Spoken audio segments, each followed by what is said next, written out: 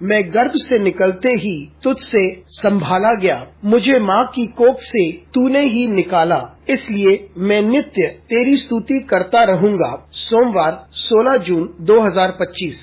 आज के मनन के लिए मैंने आप ही के लिए चुना है लूका 10 और उसका 3रा वाक्य। जाओ देखो, मैं तुम्हें भेड़ों की नाई भेड़ियों के बीच में भेजता हूँ। आपका दिन आशीषित हो। जब आपको चुना गया है कि आप परमेश्वर की सेवा करें, तो आपके पास अवश्य चुनौतियाँ आएंगी। इन्हें नियंत्रण में करना आपके लिए असंभव होगा, लेकिन प्रभु आपके साथ है। आइए इस वाक्य पर मनन करते हैं। आज की सुबह का विषय है भेड़ियों के बीच में भेड़। यीशु मसीह ने दुनिया को बचाने के लिए चेले चुने। उसने 12 चेले चुने और 72 चेले भी चुने। जब यीशु मसीह ने उन्हें दुनिया में भेजा तो उसने उनसे कहा, कटनी बहुत है लेकिन मजदूर कम हैं। और फिर यीशु मसीह ने उनसे कहा, तुम जाओ क्योंकि मैं तुम्हें भेड़ियों के बीच में भेड़ की तरह भेजता हूँ। यीशु मसीह ये कहना चाहते थे कि प्रभु की सेवा करना आसान नहीं है, और जो विशेष कार्य यीशु मसीह ने अपने चेलों के लिए चुना था वह असंभव था। और उसकी वजह ये है कि दुनिया के पास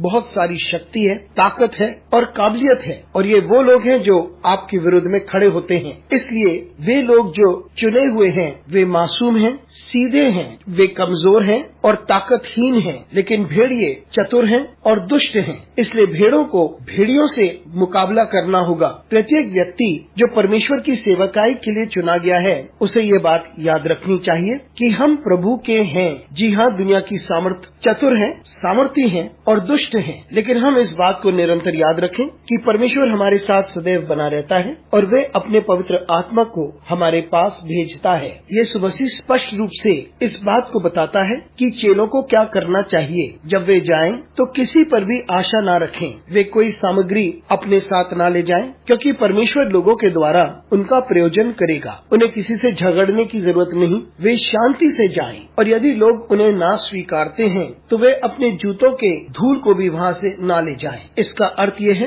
कि आप उनसे ना झगड़ें, ना ही उन पर नाराज रहें। आप सिर्फ आगे बढ़ते रहें और वही कार्य करें जो परमेश्वर चाहता है कि आप करें। आप परमेश्वर के संदेश को और सुसमाचार को फैलाते रहें। परमेश्वर के राज्य के बारे में बात करें और वही करें जो परमेश्वर चाहता है कि आप करें, और उस कार्य को करें जो यीशु मसीह ने आपसे कहा है करने के लिए, और वो है चंगाई प्रदान करें। परमेश्वर की शांति और परमेश्वर की आशीष लोगों के मध्य में लेकर आए। बाकी का कार्य परमेश्वर स्वयं करेगा। हम में से जितने लोग चुने गए हैं, हम इस बात को ध्यान से सुने कि हमें भेड़ियों के बीच में भेजा गया है, लेकिन हम स्वयं भेड़ हैं। अनुग्रहकारी परमेश्वर स्वर्गीय पिता, हमारी सहायता कर परमेश्वर, ताकि हम इस बात को समझ सकें कि हमें चुनौतियों का सामना करना पड़ेगा, और हम इस बात को निरंतर याद रखें कि तू हमारे साथ हमेशा बना रहता है। यीशु मसीह के नाम से मांगते हैं, आमीन।